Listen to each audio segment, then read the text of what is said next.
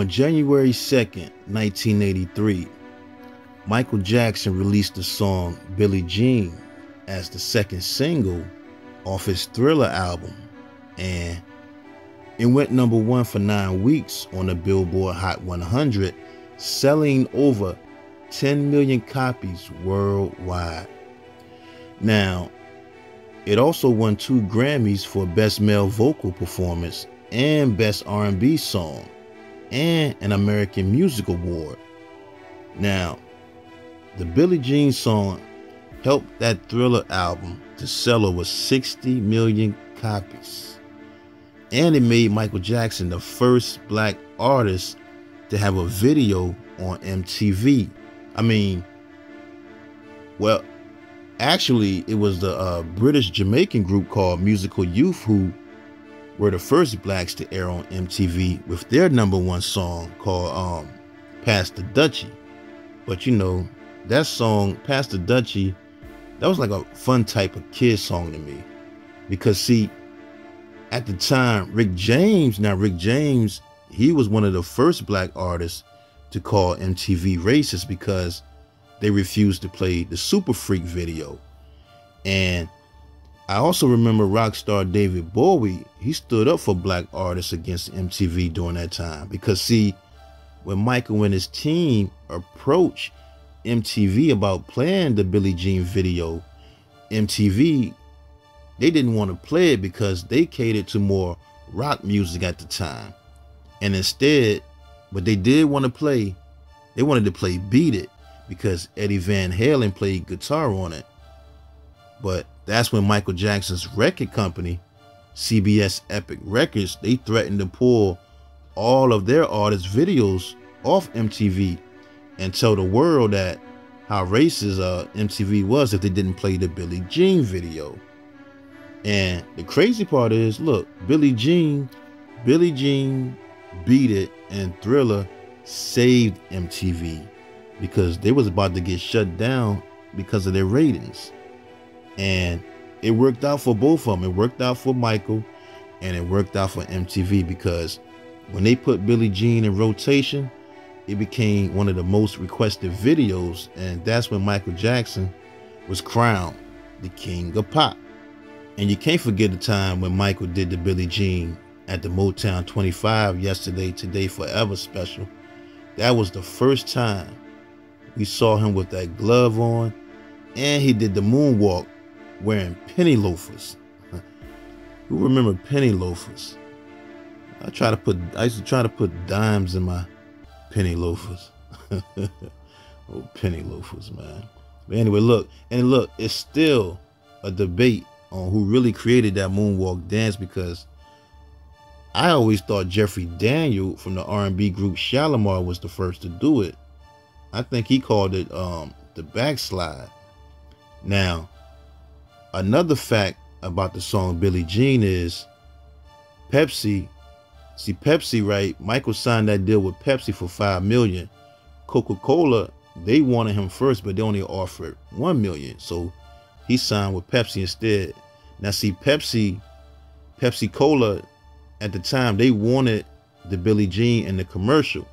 And Michael, he almost lost his life doing that commercial when some of the fireworks went off too early and landed in his hair and on his jacket, leaving him with second-degree burns to his scalp, and he lost a lot of hair. I just watched that commercial the other day with Carlton from the Fresh Prince. He was in there dancing, man. That was a classic. But anyway, now, Billie Jean set the world on fire. Even though Quincy Jones, he had a problem with the song, and he didn't want it on the album. Now, according to Quincy Jones, he hated the bass line and he felt that the intro was too long, but Michael told him that the intro makes him want to dance. Now, Quincy Jones also wanted to change the name title Billie Jean to Not My Lover because he felt that people would get it confused with the tennis player Billie Jean King at the time. But we'll get into that a little bit more later. But look, now, here's the thing though. Me personally, growing up, I never really I never really paid attention to the lyrics of the song. I guess it's like today music, it's not about lyrics, it's about the melody and the beat. But the lyrics in the song, right? Billie Jean is not my lover. She's just a girl who claims that I am the one, but the kid is not my son. She says I am the one, but the kid is not my son. But let's talk about the crazy story behind the song, right? Now, Michael said the song wasn't about a particular girl, but it was about a bunch of girls because all his brothers were accused of having kids by a bunch of crazy groupies during the Jackson 5 days. But see, Michael lied, and it was really about a situation he had with a woman back in 1981 who accused him of being the father of her child.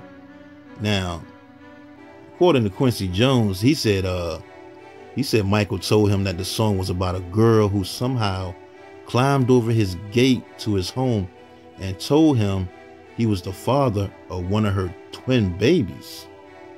And she later tried to sue him. She said Michael was the father of one of her twin babies. That's crazy. Now, the story goes, it was a girl who used to write him love letters, and like I said earlier, she claimed that Michael was the father of one of her twins. And during that time, Michael used to receive all types of crazy letters from fans, and he really didn't pay no mind to none of it. But this girl, she was consistent, telling him how much she loved him, how they should be together, they need to raise their child together, and how could he ignore his own flesh and blood and deny his child. But here's the crazy part. For some reason, her letters started to disturb Michael to the point that he started having nightmares. And the next thing you know, the girl, she sent the package to him, and in that package was a picture of her, another letter, and a gun, which scared Michael to death. That's crazy. That's scary, man. Price of the famous, man, I'm telling you. Now, when he read the letter read that she wanted him to kill himself on a certain day and a specific time, and she would do the same and also kill their baby. She said if they could not be together in this life, then they would be together in the next life.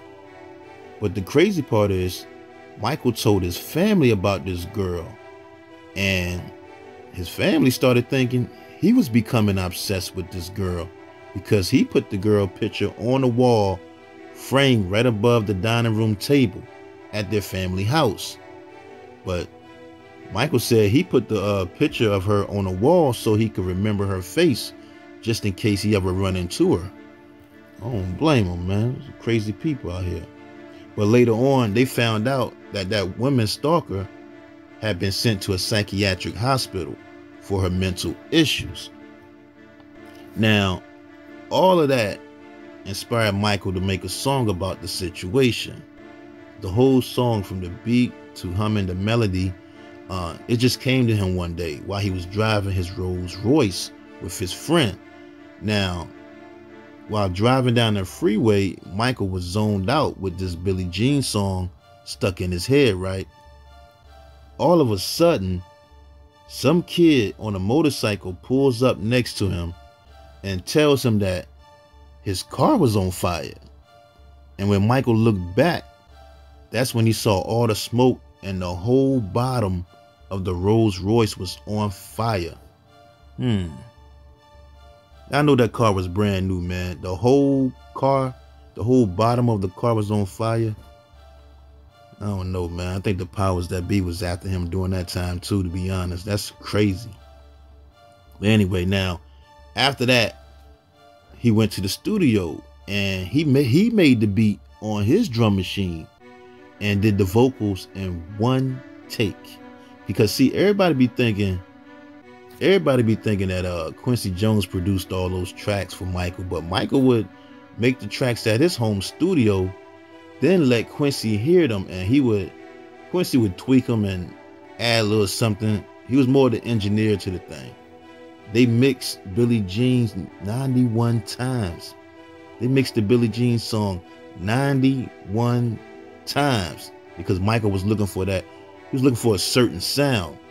And what's crazy is when Michael did his vocals, he used like a cardboard tube to get that sound he wanted.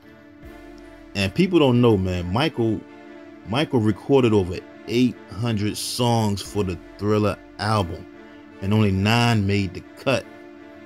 Unbelievable, man. But you know, the rest is history, because once he released the song and did the video, it was off to the races.